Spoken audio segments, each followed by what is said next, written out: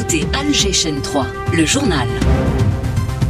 Bonsoir, c'est à vous Nesrine. Bonsoir Hakim Bey, bonsoir à tous. Dans ce journal, on reviendra sur les réactions suite au discours du président de la République concernant le dialogue national avec la classe politique. Réaction également aux déclarations économiques du chef de l'État sur l'embellie économique que connaît actuellement le pays.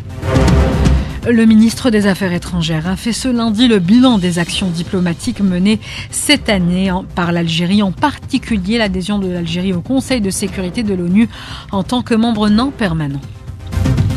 L'actualité nationale, marquée par le lancement de la station de dessalement d'eau de mer Cap Blanc à Oran, dont les travaux de réalisation ont duré 2 ans. Le ministre de l'Agriculture en visite à Djelfa, il a annoncé la réalisation d'un nouveau quota de silos de stockage d'une capacité conséquente dès le début de l'année prochaine. On parlera également dans ce journal de sport. Il sera question avec Rostom Yahya Shrif de football, avec le match d'ouverture de la 32e de finale de la Coupe d'Algérie, match opposant l'US Benagnoun au Mouloudia d'Alger, un match qui vient de commencer. Enfin, clôture ce soir du Festival national du théâtre professionnel au TN1, une 17e édition hommage à la grande comédienne algérienne Nadia Talbi. Je vous le disais en titre, retour dans ce journal sur quelques-uns des points phares du discours du président de la République à la nation. Le chef de l'État a affirmé que le dialogue national auquel il s'est engagé sera à la hauteur des enjeux internes. Il a souhaité que ce dialogue national soit profond et inclusif et non purement discursif. Je vous propose d'écouter le président de la République. لقد وعدت الطبقة السياسية للبلاد بفتح حوار لتعزيز أولا استقلالنا وتقوية الجبهة الداخلية، وسيكون ذلك إن شاء الله بصفة منظمة، بحيث سنبدأ أولا بمراجعة قوانين الجماعات المحلية من أين تنطلق السيادة الشعبية في بدايتها. قانون البلدية وقانون الولاية مع الجميع سيراجع، وأعتقد أن جاءت نسخ الكل منهم هم الأمر المنتخبين ورجال سياسيين وغيرهم، حتى يبدو رأيهم باش ننطلق انطلاقة جديدة في إعادة بناء هرم الدولة، دولة الحق والقانون وبداية الديمقراطية الحق. Une déclaration du chef de l'État saluée par la classe politique, le président du Conseil de la Nation, Salah Goudjil, en déclarant qu'il faut prendre soin de l'Algérie, des propos recueillis par Hanan Saïsi. Aujourd'hui, nous avons tenu à exprimer notre satisfaction et fierté quant au discours historique qu'a prononcé hier Monsieur le Président de la République face au Parlement. L'Algérie est face à une bataille et novembre est de retour, cette fois pour renforcer l'indépendance de l'Algérie, pour l'unité nationale et faire face à tous les ennemis, qu'ils soient de l'intérieur ou ceux de l'extérieur. Aujourd'hui, nous sommes appelés à répondre au serment des Chouhada et prendre soin de l'Algérie.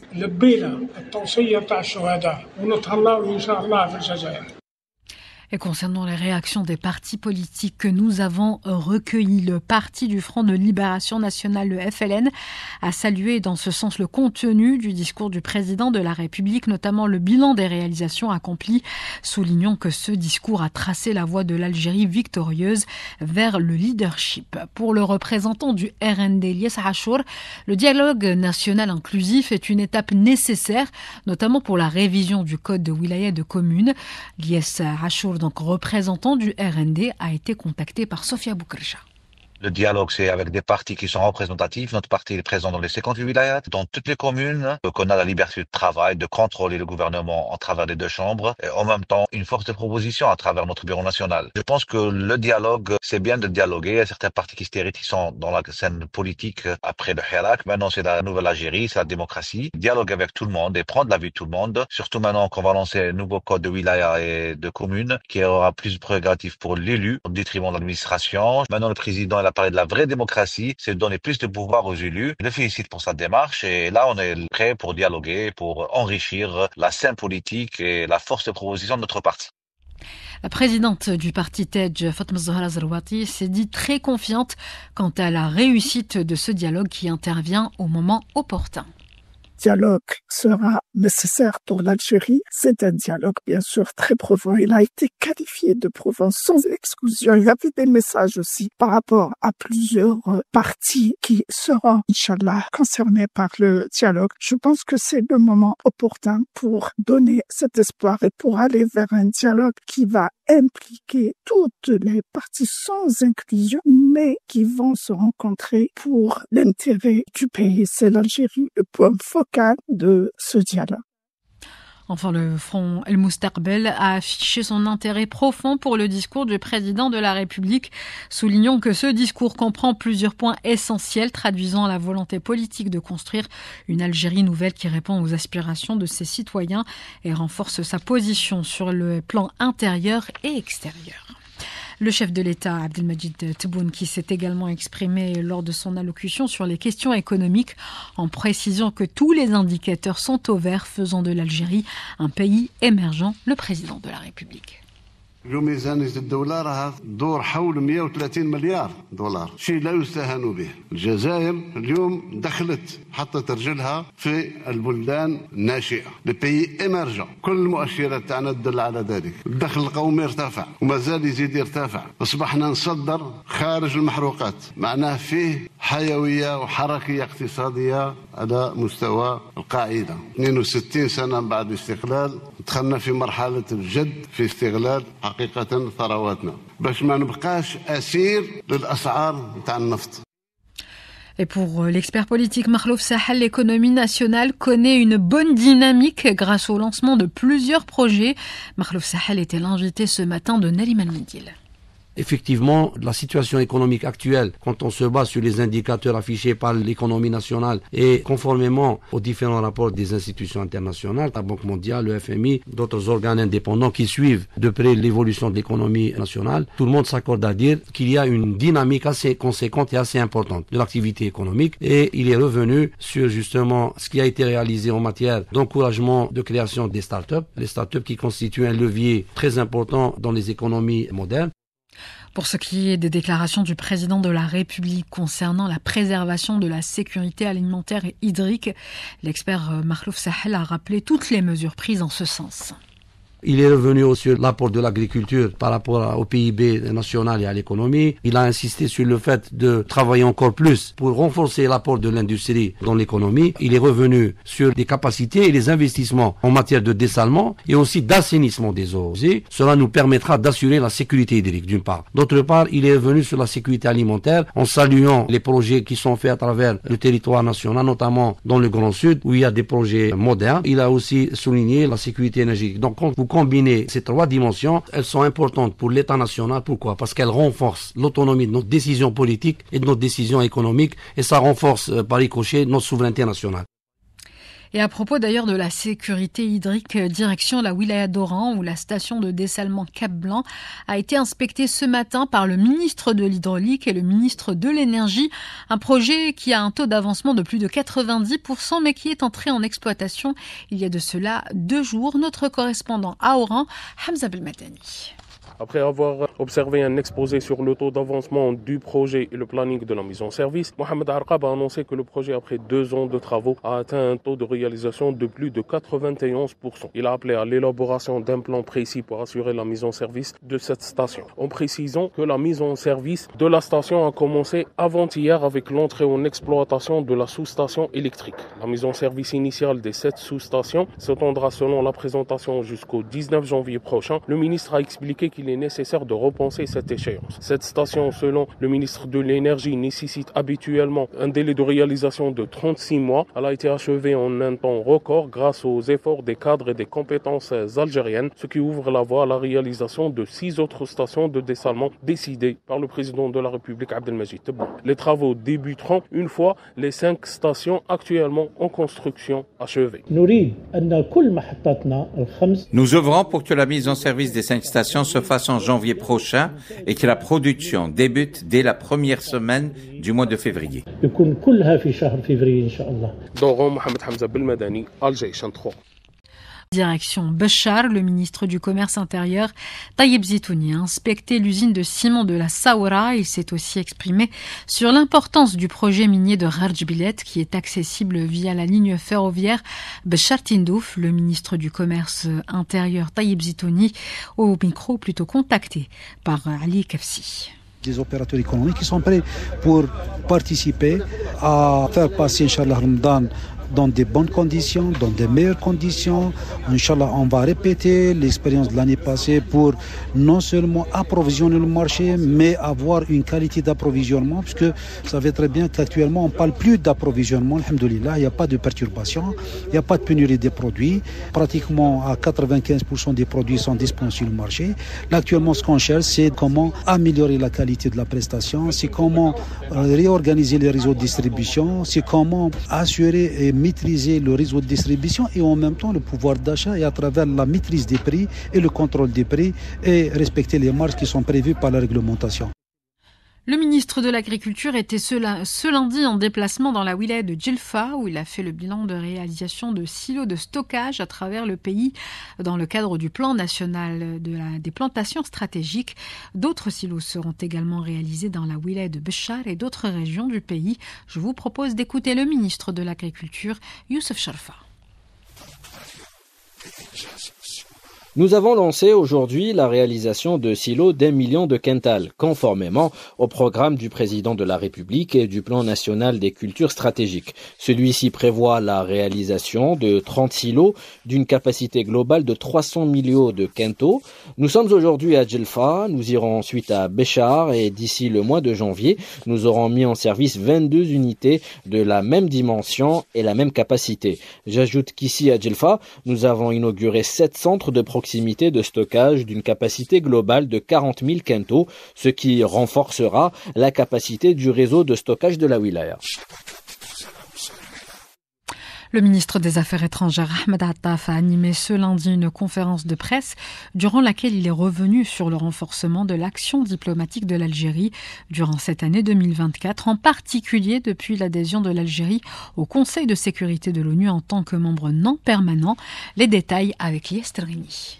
Ahmed Attaf a souligné une année marquée par des conflits, des violations répétées du droit international et un affaiblissement du rôle des organisations internationales face à l'unilatéralisme dominant. L'Algérie, en tant que membre non permanent du Conseil de sécurité des Nations Unies, a dû relever de nombreux défis. Parmi les priorités diplomatiques, être la voix du monde arabe et du continent africain. L'Algérie s'est illustrée par son soutien aux causes justes. Elle a intensifié ses efforts pour mettre fin à l'impunité des crimes commis à Gaza et a proposé plusieurs résolutions en faveur d'un cessez-le-feu. Concernant le Sahara occidental, la position algérienne reste constante, soutenir le droit à l'autodétermination du peuple sahraoui. L'Algérie a également veillé à promouvoir des solutions consensuelles au Conseil de sécurité. Des projets de résolution communs ont vu le jour, renforçant le rôle des pays du E10 dans la prise de décision internationale. L'Algérie a tenu à renforcer la primauté du droit international, militant d'autre part pour une réforme en profondeur de l'ONU afin qu'elle puisse assumer pleinement ses responsabilités et pour notamment mettre fin à l'injustice historique liée à la représentation de l'Afrique au niveau du Conseil de sécurité. Durant cette année, l'Algérie a veillé à favoriser la coopération régionale et mondiale. Le ministre des Affaires étrangères a rappelé les accomplissements réalisés sur le plan maghrébin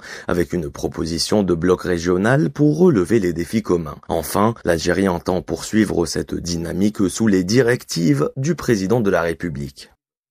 Le ministre des Affaires étrangères Ahmed Attaf a d'ailleurs rappelé que c'est l'Algérie qui a remis sur la table de l'ONU le dossier de l'adhésion de la Palestine aux Nations Unies en tant que membre à part entière.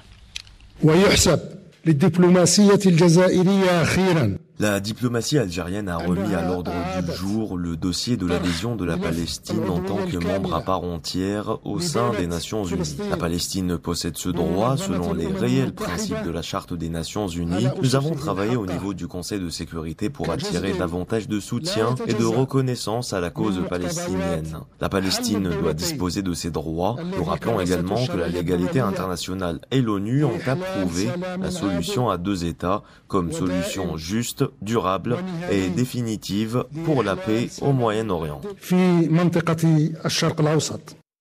Et d'ailleurs, en Palestine occupée, la situation sanitaire et humanitaire s'est aggravée davantage pour la population palestinienne après la destruction de l'hôpital Kamel Adwan, dernier grand établissement qui était encore opérationnel au nord de la bande de Gaza. Un point de la situation avec Inès Hamden, représentante de l'agence onusienne pour les réfugiés palestiniens à Gaza. L'hôpital Kamel Adwan est l'un des plus importants dans cette zone. Il a été la cible directe des bombardements. Il a été détruit. Les malades et le personnel médical ont été évacués. Des rapports de situation sur place indiquent clairement qu'ils ont été arrêtés. Et ceci dégrade encore davantage la situation humanitaire dans ces zones, où quelques 75 000 civils ont besoin de soins, de nourriture et de protection.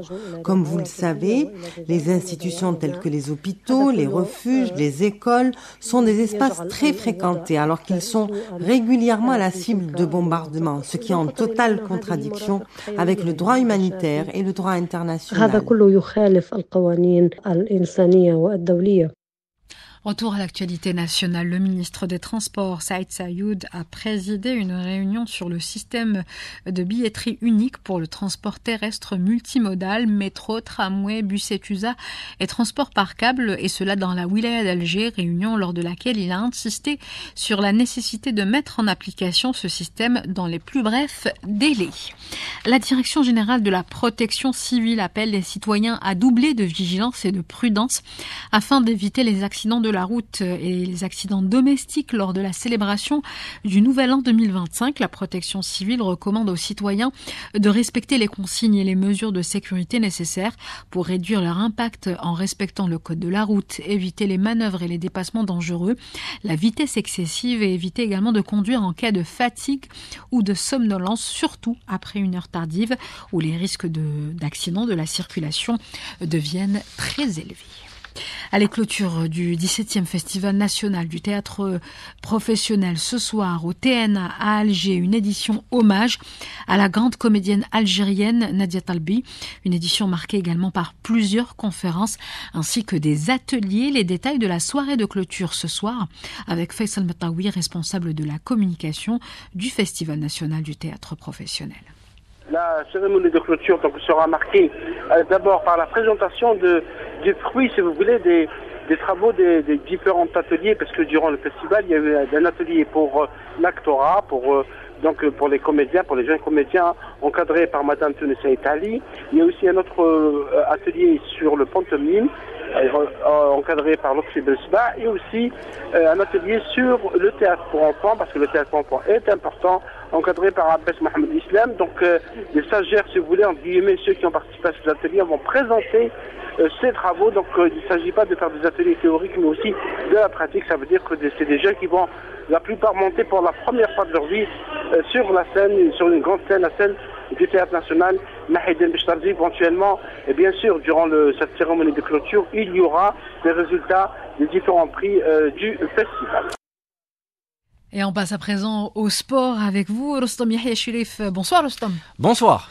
On commence cette page sport avec du football et le début aujourd'hui des 32e de finale de la Coupe d'Algérie. Avec un match qui vient de débuter en ouverture de cette 32e de finale, l'Étoile de Ben Aknoun qui accueille au stade du 5 juillet le Mouloudia d'Alger, et le score est de 2-0 après 20 minutes de jeu. Le deuxième but qui vient d'être inscrit à l'instant par Zipré Junior, le milieu de terrain du Mouloudia d'Alger. Juste avant, il y a eu le but inscrit dès la 3e minute de jeu par Sofiane Bayazid, ce qui donne donc un avantage pour le Mouloudia d'Alger. 2-0 face à l'Étoile de Ben Aknoun. L'Étoile de Ben Aknoun, je le rappelle, est leader du groupe Centre-Ouest, invaincu tout au long de la phase allée du championnat national de Ligue 2. Je rappelle donc, après 20 minutes de jeu, 2-0 pour le Mouloudia d'Alger face à l'Étoile de Ben Aknoun. Et puis un mot de volleyball rapidement, une rencontre de match de mise à jour de la 6e journée du championnat national 1 chez les messieurs, où l'UID de Tlemcen remonte à la première place au classement du groupe Centre-Ouest en compagnie du Mouloudia d'Alger avec 19 points grâce à sa victoire ce matin 3-7-0 face à l'Olympique d'Al-Qasal.